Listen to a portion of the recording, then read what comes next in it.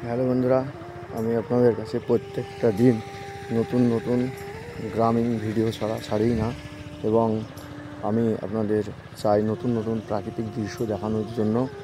সেই জন্য আবারও আজকে আমি চলে আসলাম আপনাদের একটা নতুন প্রাকৃতিক দৃশ্য দেখানোর জন্য। সেটা দেখুন আপনারা, এই দেখুন আলুর জমি। এটা আলু এখন ছোট্ট ছোট লাগানো থেকে 10 থেকে 20 দিন। সেই জন্য এটা সেচ দিতে হবে, সেই জন্য এখন সেচ দিচ্ছি। এই দেখেন আলুতে জল চলছে, এই দেখেন সব বেড সব জল চলছে। এবং আমার আলুর জমির পাশে একটা রায়ের জমি, দেখুন সরিষা রায়, কত সুন্দর লাগে দৃশ্যটা।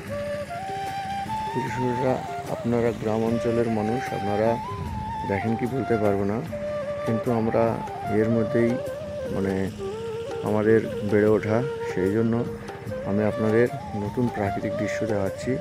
এই দেখুন, এটা হচ্ছে রায়ের জমি। রায়ের বয়সটা খুব জোর বেশি হলে 1 মাস হলো, আর 1 মাসের মধ্যেই প্রায় কাটা পড়ার মধ্যেই চলে যাবে, কিন্তু পড়বে না, 2 মাস 2.5 মাস লাগবে, বুঝলেন তো।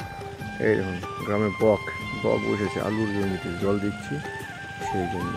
দেখুন কতগুলা বক বসেছে, দেখুন জলটা দিতেই হবে, না দিলে এরকম এখানে যে আলুর গাছগুলা এটা ছোট আছে, এগুলো বড় হবে না। সেই জন্য বাধ্যতামূলক সেচ লাগবে, এবার সেচের পরে সারও লাগবে।